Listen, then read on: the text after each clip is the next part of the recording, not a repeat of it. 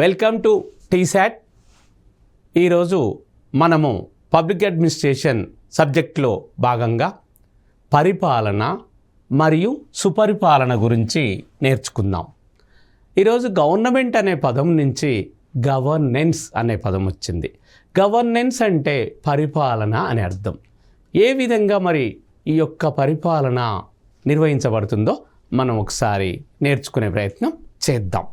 ఆ governance and good governance, ఈ రెండు అంశాల మీద మనం ఈరోజు క్లాస్ చెప్పుకునే ప్రయత్నం చేద్దాం. సుపరిపాలన భావన ఎప్పుడు వచ్చింది, ఎలా వచ్చింది అనేది ఇక్కడ మనకున్నటువంటి సబ్జెక్టు. ప్రపంచ బ్యాంక్ ప్రకారం సుపరిపాలన అంటే ఏం నిర్వహించింది world bank?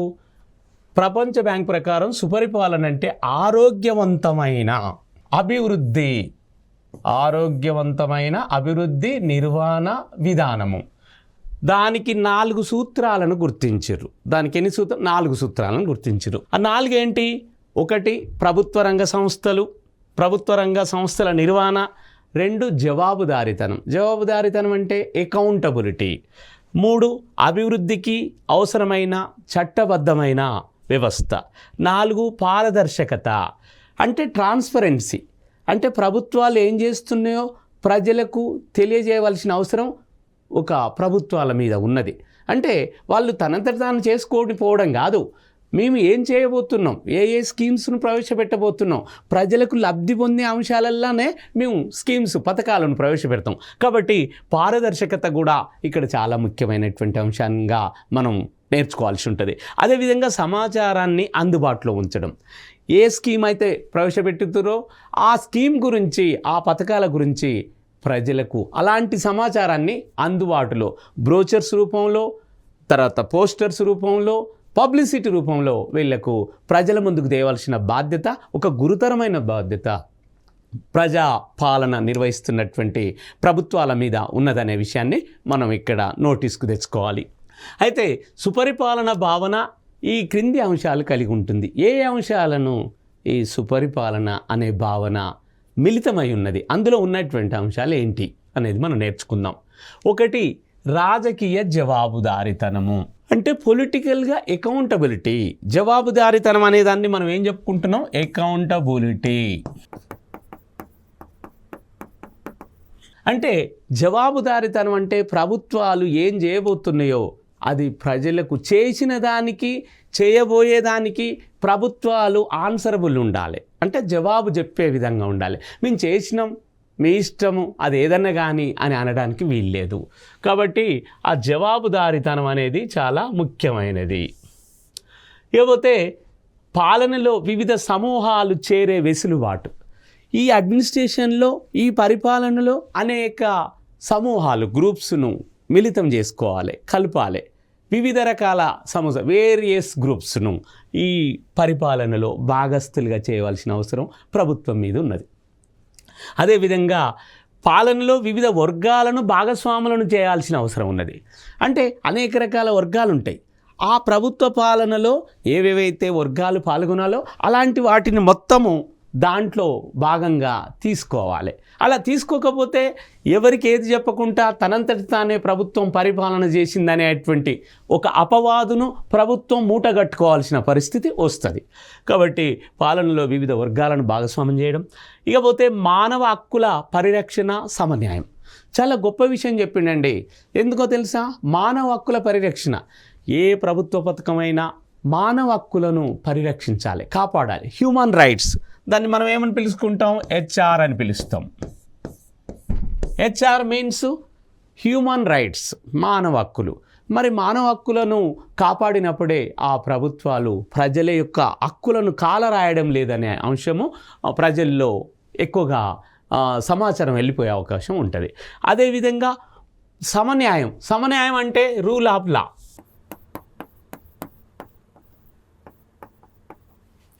Rule of law అంటే ప్రజలను, కొద్ది మందిని కొన్ని వర్గాలకు, సంపన్న వర్గాలకు, అట్లని వెనుకబడిన వర్గాలకు, దళిత, బహుజన, మరి ఎవరైతే పీడనకు గురైతున్న వర్గాలకు చేసి మిగతా వర్గాలను ఇగ్నోర్ చేయొద్దు. అంటే ప్రజల ప్రభుత్వానికి ఏదైతే పథకం తీసుకుంటుందో ఆ పథకం అందరి ప్రజలకు చెందాలి. కొద్దిమందిని వద్దని కొద్దిమందిని కావాలనే అంశం ఇక్కడ ఉండదు. కాబట్టి రూల్ ఆఫ్ లా, సమన్యాయం అనేది ఇక్కడ చాలా మనం చెప్పుకోవాల్సినటువంటి అవసరం ఉన్నది. ఇక ప్రభుత్వ విధానాల రూపకల్పనలో దృఢ నిర్ణయాలు తీసుకోవాలి. ప్రభుత్వ విధానాలను అంటే పబ్లిక్ పాలసీస్ అంటారు. అంటే ప్రభుత్వము ఏ ఏ అంశాల మీద మరి ప్రజలకు సంక్షేమ కార్యక్రమాలు చేయబోతుందో ఆ అంశాలను పబ్లిక్ పాలసీస్ అని ఇంగ్లీష్లో అంటారు, తెలుగులో ప్రభుత్వ విధానాలు అంటారు. వీటిని తయారు చేయడంలో ఒక దృఢమైన నిర్ణయం తీసుకోవాలి.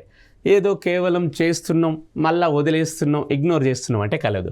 కాబట్టి వ్యవస్థల పనితీరును అంచనా వేయాలి. సిస్టమ్స్ను వాళ్ళు ఎలా చేస్తున్నారు, ఈ పెట్టిన పథకం ఏ విధంగా ప్రజలకు వెళ్ళిపోతుంది, త్వరితగతిన పోతుందా, ఆలస్యం అవుతుందా, ఇలాంటి అన్ని మరి పనితీరును కూడా మరి ఎస్టిమేట్ చేయాల్సిన అవసరం ఉన్నది.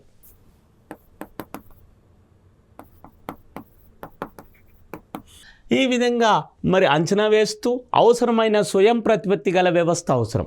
స్వయం ప్రతిపత్తి అంటే అటానమస్ అంటే ఇక్కడ ఏంది, ఏదైనా ఒక స్కీమ్ ప్రవేశపెట్టినప్పుడు అందులో అధికారులు లేదా రాజకీయ నాయకుల జోక్యం ఏమన్నా జరుగుతుందా అనే అంశాలలో ఇక్కడ కంపల్సరీ ఎవరి జోక్యం లేకుండా ప్రజలలో అందరికీ సమానంగా సమన్యాయంగా వర్తించే విధంగా దానికి ఒక స్వతంత్ర ప్రతిపత్తి ఇవ్వవలసిన బాధ్యత ప్రభుత్వం మీద ఉన్నది.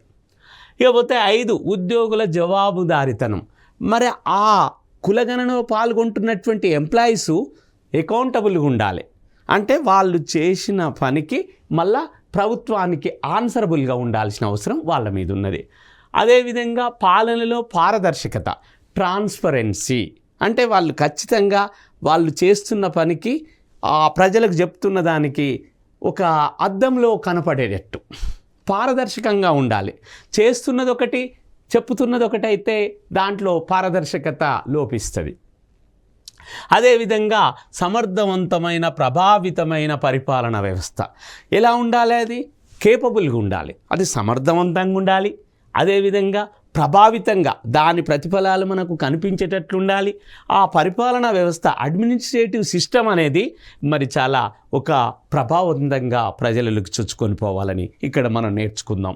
అదేవిధంగా ప్రభుత్వం పౌర సామాజిక సంస్థల మధ్య సహకారం, ప్రభుత్వానికి పౌరుల మరి కోఆపరేటివ్ ఏదైతే సిస్టమ్స్ ఉన్నాయో ఈ రెండింటికి మధ్యన మ్యూచువల్ అండర్స్టాండింగ్ కూడా ఉండాల్సిన అవసరం ఉన్నది.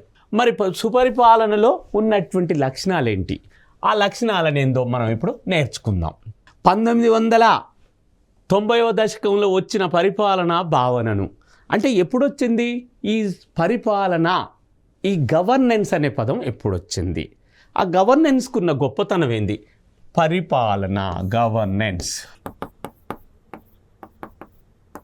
ఈ గవర్నెన్స్ 1990వ దశకంలో వచ్చింది కాబట్టి ఆ భావనను మరింత మానవీయం పరచవలసినదే సుపరిపాలన. అంటే పరిపాలన సుపరిపాలన. ఇప్పుడు గవర్నెన్స్ నుంచి వచ్చినటువంటి ఒక మానవీయత, అంటే హ్యూమనైజేషన్తోని ప్రజల ముందుకు పాలకులు తమ దగ్గరే ఉంచుకోకుండా ఇది administration at your door step అని మానవీయతతోని ముందుకు తీసుకొచ్చినప్పుడు దీన్ని ఏమంటారంటే, ఈ మానవీయ పరిచిన దాన్ని గుడ్ గవర్నెన్స్ అంటారు. ఏమని పిలుస్తారండి, గవర్నెన్స్ నుంచి వచ్చిందే good governance.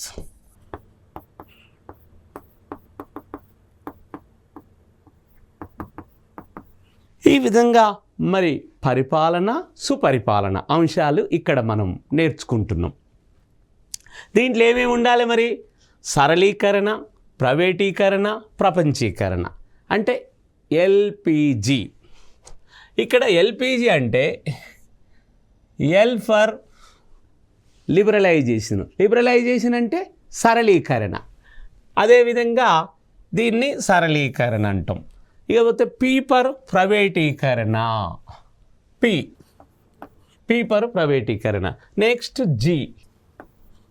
G for globalisation, ప్రపంచీకరణ. అంటే మరి ఇక్కడ సరళీకరణ, ప్రైవేటీకరణ, ప్రపంచీకరణ, ఎల్పిజి అనేది ఎప్పుడు వచ్చింది? 1990లో 1990 సంవత్సరంలో ప్రపంచవ్యాప్తంగా వచ్చిన అడ్మినిస్ట్రేటివ్ సిస్టంలో వచ్చినటువంటి ఒక గొప్ప మార్పు. మరి ఇది అయిన తర్వాత అంతిమంగా స్వేచ్ఛా వాణిజ్యం అంటే మరి వాణిజ్యంలో వర్తక వాణిజ్య వ్యాపార రంగాలలో ఫ్రీ ట్రేడ్ అంటే వాణిజ్యం మీద మరి ఎలాంటి నిబంధనలు తీసుకుంటుంది ప్రభుత్వం. మరి వాణిజ్యం చేయాల్సినటువంటి ఈరోజు ఎంఎన్సీస్, మల్టీనేషనల్ కార్పొరేషన్స్ అంటే బహుళ జాతి సంస్థలు.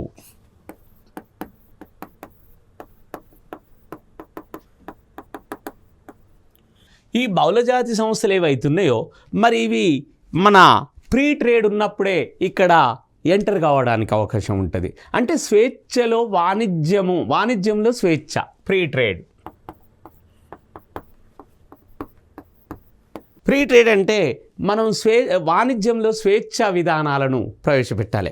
ఆ వాణిజ్యం చేయడానికి వ్యాపారం చేయడానికి వచ్చినటువంటి మల్టీనేషనల్ కార్పొరేషన్స్ మీద మనం రిస్ట్రిక్షన్స్ పెడితే వాళ్ళు రావడానికి రారు. కాబట్టి వాళ్ళకు ఓపెన్ డోర్స్ తెరవాల్సిన అవసరం ఉన్నది.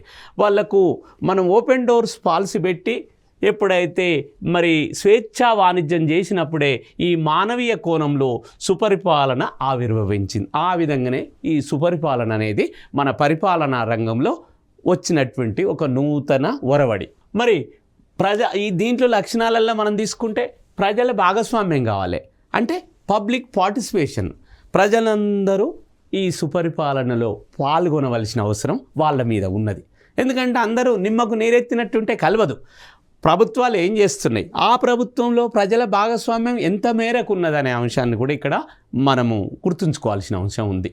ఎవరైతే మంచిగా కాంపిటేటివ్ ఎగ్జామ్స్కి ప్రిపేర్ అవుతున్నారో ఇది చాలా ముఖ్యమైనటువంటి chapter, e governance and good governance. కాబట్టి దీన్ని మీరు చాలా శ్రద్ధతో నేర్చుకోవాల్సిన అవసరం మీ మీద ఉన్నది. కాబట్టి సమన్యాయం, ఇది ప్రజల భాగస్వామ్యం. రెండోది సమన్యాయం. ఫస్ట్ ప్రజల భాగస్వామ్యం, సెకండ్ వన్ సమన్యాయం, థర్డ్ వన్ విషయానికి వస్తే ట్రాన్స్పరెన్సీ. అద్దంలో మన పేసు, మన ముఖం ఎలా కనపడుతుందో ప్రభుత్వం చేసే ప్రతి పని ఓపెన్ పాలసీలో ఉండాలి. అంటే పారదర్శకంగా అది కనపడాల్సిన అవసరం ఉన్నది. ఇకపోతే బాధ్యతాయుత వైఖరి అంటే ఇక్కడ బాధ్యత, రెస్పాన్సిబిలిటీ చెప్తున్నాం. ఆ రెస్పాన్సిబిలిటీ ఇక్కడ అవసరం. అందుకనే అకౌంటబిలిటీ అని కూడా మనం నేర్చుకున్నాం. అదేవిధంగా ఏకాభిప్రాయం, సమత, సమ్మిళిత గుణం అంటే ఈక్విటీ. సమతను ఏమంటాం మనం? ఈక్విటీ అంటాం. మరి ఈ సమత అనేది చాలా అందరికీ సంబంధించి ఉండాలి, కానీ కొన్ని వర్గాల ప్రజలకో కొంతమంది ప్రజలకు సంబంధించి ఉండకూడదు. సమత వర్తించవలసిన అవసరం ఆ పథకం, ఆ పరిపాలన, ఆ సుపరిపాలన లక్షణాలు ఉండాలి. అదేవిధంగా ఏకాభిప్రాయం అంటే యునానిమస్గా ఉండాలి. అంటే అందులో డిఫరెన్స్ ఒపీనియన్స్ ఉండకూడదు. ఒకరొకటంటే ఇంకొకరంటే ఇంకొకటి అంటే అది ఎక్కడ ముందుకు జాగదు. కాబట్టి యునానిమస్గా చేయవలసిన అవసరం ఉన్నది. అదేవిధంగా సమత, ఇకపోతే ప్రభావశీలత, అది ఎంత మేరకు ముందుకు పోతుంది. ఇకపోతే జవాబుదారీతనం, అకౌంటబిలిటీ కూడా ఉండాలని చెప్పుకున్నాం మనం. అకౌంటబిలిటీ ఈ విధంగా మరి ఈ యొక్క 8 ఫీచర్స్ లక్షణాలతోని ఈ సుపరిపాలన చాలా ముందుకు వెళ్తున్న అంశాన్ని మనం ఈరోజు నేర్చుకుంటున్నాం. మరి ఒక్కొక్కటి చెప్పుకుంటే ప్రజల భాగస్వామ్యంలో ఎవరెవరు ఉంటారో ఎట్లుంటుంది. సుపరిపాలనకు మూలస్తంభమైన స్త్రీ పురుషుల భాగస్వామ్యం చాలా. ఫిమేల్ క్యాండిడేట్స్ ఈ యొక్క మరి ప్రజల భాగస్వామ్యంలో పాల్గొనాల్సింది. కొంతమంది స్త్రీలు, కొంతమంది పురుషులు. ఎందుకంటే స్త్రీల సమస్యలు పురుషులకు తెలియవు, పురుషులై స్త్రీలకు తెలియవు. కాబట్టి ఇద్దరి భాగస్వామ్యం ఇక్కడ మనకు అవసరం. ఇకపోతే ప్రజల భాగస్వామ్యం ప్రత్యక్షంగా, పరోక్షంగా కూడా ఉండొచ్చు. 2 రూపాలలో ప్రజలు ప్రత్యక్షంగా పాల్గొనొచ్చు, ప్రజలు మళ్ళీ పరోక్షంగా ఎక్కడన్నా ఇంట్లో ఉండి కూడా వాళ్ళ అభిప్రాయాలను మరి ఇక్కడ ప్రభుత్వానికి తెలియజేయవచ్చు.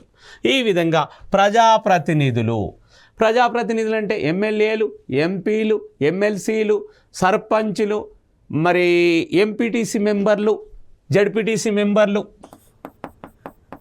ఎంపీలు, ఎమ్మెల్యేలు, లేకపోతే ఎమ్మెల్సీలు, లేకపోతే ఎంపీటీసీ మెంబర్లు, జెడ్పీటీసీ మెంబర్లు.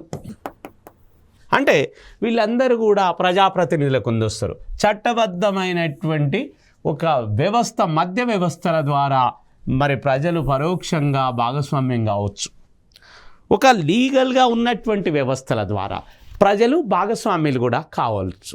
అది దానికి ఒక చట్టబద్ధత ఉండాలి. అంతే తప్ప ప్రైవేట్ ఏజెన్సీలతోనే ఇంట్లో భాగస్వామ్యం కావడానికి అవకాశం లేదు. సమన్యాయం, సమన్యాయం అంటే రూల్ ఆఫ్ లా.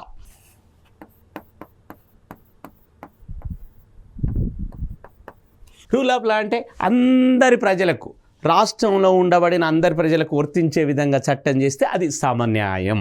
అంటే కొన్ని వర్గాల ప్రజలకు, కొంత సంపన్న వర్గాలకు, కొంతమంది బలహీన వర్గాలకు, మరి స్త్రీలు, పురుషులు, వృద్ధులు, మహిళలు, యువకులు, యువతులు అందరికీ వర్తించే విధంగా ఆ పథకాన్ని రూపొందించినప్పుడు అక్కడ సమన్యాయం జరిగినట్టు, రూల్ ఆఫ్ లా జరిగినట్టు. నిష్పక్షపాతంగా అమలయ్యే చట్టాలు సుపరిపాలనకు ఎంతో అవసరం. అంటే ఇక్కడ ఎలాంటి పక్షపాతం లేకుండా మన దేశంలో మరి అనేక మతాల వాళ్ళు ఉన్నారు, అనేక కులాల వాళ్ళు ఉన్నారు, అనేక తెగల వాళ్ళు ఉన్నారు, మరి అనేక రకాల ఉపతెగల వాళ్ళు ఉన్నారు. ఈ చట్టం యొక్క ప్రతిఫలాలు అందరికీ చెందే విధంగానే చేయవలసిన ఒక గురుతరమైన బాధ్యత ప్రభుత్వం మీద ఉన్నది. మానవ హక్కుల పరిరక్షణ. మరి ఇక్కడ ఈ యొక్క పథకాలను చేసేటప్పుడు, ప్రభుత్వం అమలుపరిచేటప్పుడు హ్యూమన్ రైట్స్ అంటే మానవ హక్కులను కూడా కాపాడవలసిన అవసరం ప్రభుత్వం మీద ఉన్నది. హ్యూమన్ రైట్స్ అంటారు.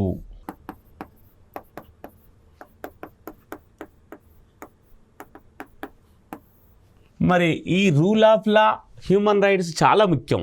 అదేవిధంగా మైనారిటీ హక్కుల రక్షణ. అంటే ఈ భారతదేశంలో హిందూ మతం చాలా అత్యధిక ప్రజలతో ఉన్నది. అదేవిధంగా ముస్లిం మైనారిటీలు ఉన్నారు. ఈ ముస్లిం మైనారిటీ ఉన్నారు, క్రిస్టియన్ మైనారిటీ వాళ్ళు కూడా ఉన్నారు. ముస్లిం మైనారిటీ, క్రిస్టియన్ మైనారిటీ ప్రజల హక్కులను కాపాడవలసిన బాధ్యత ప్రభుత్వం మీద ఉన్నది. ముస్లిం మైనారిటీ, తర్వాత క్రిస్టియన్ మైనారిటీ, మరి అనేక రకాల సిక్కులు ఉన్నారు, పార్సీలు ఉన్నారు. ఇట్లా తక్కువ అల్పసంఖ్యాకులు, వీళ్ళు తక్కువ జనాభాతో ఉన్నారు కాబట్టి వీళ్ళ యొక్క హక్కులను పరిరక్షించుకుంటూ పథకాలను ముందుకు తీసుకుపోవలసిన అవసరం ప్రభుత్వం మీద ఉన్నది. మరి చట్టాలలో తారతమ్యాలు కూడా ఉండొద్దు. సంపూర్ణంగా మైనారిటీ హక్కులను పరిరక్షించుకుంటూ మరి ఆ తారతమ్యాలు లేకుండా, ఎలాంటి భేదాభిప్రాయాలు లేకుండా ప్రభుత్వము ఆ పథకాలను అమలు చేయవలసిన బాధ్యత ప్రభుత్వం మీద ఉన్నది. నిష్పాక్షికంగా అంటే ఇక్కడ మనం ఏం చేయాలి? ఎలాంటి పక్షపాతం లేకుండా.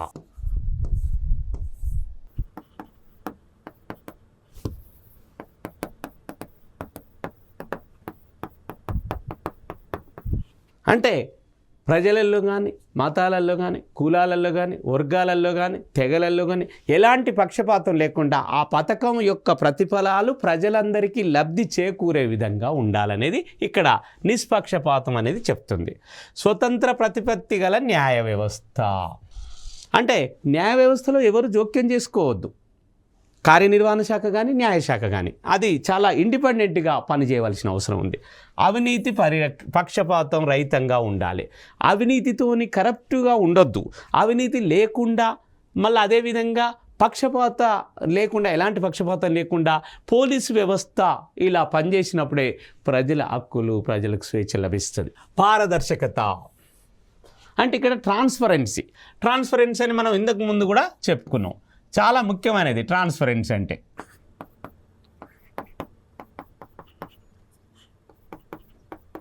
మరి ఈ ట్రాన్స్పరెన్సీ అంటే మరి వాళ్ళు చాలా పారదర్శక, అద్దంలో కనపడ్డట్టు, ప్రభుత్వం ఏం చేస్తుందో అది అద్దంలో కనపడేటట్టు ఉండాలి. ఈ ట్రాన్స్పరెన్సీ చాలా ముఖ్యమైనది. నియమ నిబంధనలకు అనుగుణంగా నిర్ణయీకరణ జరగడం, డిసిజన్ తీసుకోవడం, తర్వాత విధానాలను అమలు జరపడం పారదర్శకతను సూచిస్తుంది. నిర్ణయాలు, విధానాలు, ప్రభుత్వం యొక్క నిర్ణయాలు ప్రభావితం అయ్యే విధంగా వ్యక్తులు, సమూహాలు ఇట్లా వ్యక్తులు పాల్గొనాలి. అదేవిధంగా సమాచారాన్ని ఎలాంటి దాపరికం లేకుండా, అంటే నో హైడింగ్ నేచర్. ప్రభుత్వం ఏ పని చేసినా దాపరికం ఉండకూడదు. అది ఓపెన్ పాలసీగా ప్రజలకు చెందే విధంగా ఉండాలి.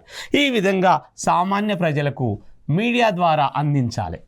అంటే సామాన్య ప్రజలకు కూడా ఇది మనం సమాచార శాఖ ద్వారా ప్రజలకు ప్రభుత్వం తీసుకునేటువంటి అంశాలను పంపించవలసిన బాధ్యత ప్రభుత్వం మీద ఉన్నది. ఇక బాధ్యత అయితే ఒకరి అకౌంటబిలిటీ. బాధ్యత అంటే మరి రెస్పాన్సిబిలిటీ.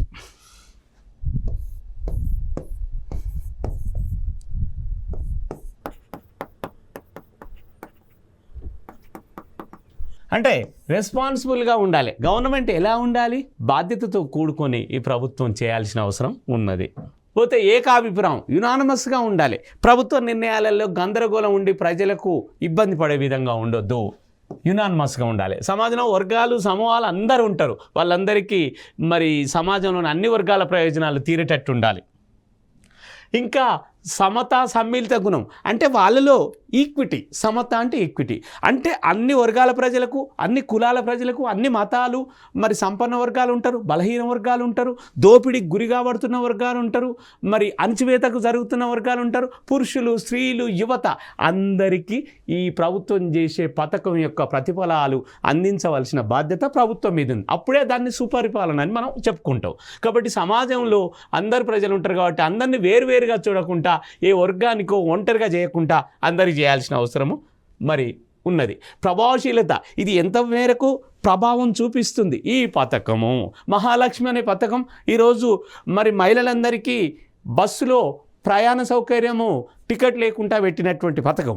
మరి అట్లా సంపన్న వర్గాలకైనా, బలహీన వర్గాలకైనా, లేకపోతే మైనారిటీలకైనా అనేటువంటి భేదాభిప్రాయం లేకుండా అందరి ప్రజలు ఆ బస్సులలో ఉచితంగా ప్రయాణం చేయవచ్చు. ఇట్లా ఆ విధంగా ఈ యొక్క మరి పరిమితులతోని కూడుకోకుండా అందరికీ సమర్థవంతంగా సమాజ అవసరాలను తీర్చే విధంగా ఇక్కడ ఉండాల్సిన అవసరం ఉన్నది. జవాబుదారీతనం అంటే అకౌంటబిలిటీ అని చెప్పినాం. ప్రభుత్వం చేసే ప్రతి పథకానికి మళ్ళీ ప్రభుత్వము జవాబుదారీగా నిలబడాలి. ఎందుకు చేసినాం, మా ఇష్టం, మేము ఇలానే చేస్తాం అనే అంశాన్ని ప్రభుత్వం ప్రజలతో అనకూడదు. దానికి మేము ఎందుకు చేయాల్సి వచ్చింది అనే అంశాన్ని ప్రభుత్వం ప్రజలకు జవాబుదారీతనంగా ఉండి చెప్పాల్సిన అవసరం ఉన్నది. ఇంకా పోతే మరి ఐక్యరాజ్య సమితి అభివృద్ధి పథకం 1994లో స్థిరమైన మానవ అభివృద్ధి కొరకు పాలన పేరిట రకరకాల కార్యాలను, ఒక కార్యశాలను అంటే వర్క్షాప్ను కూడా నిర్వహించడం జరిగింది.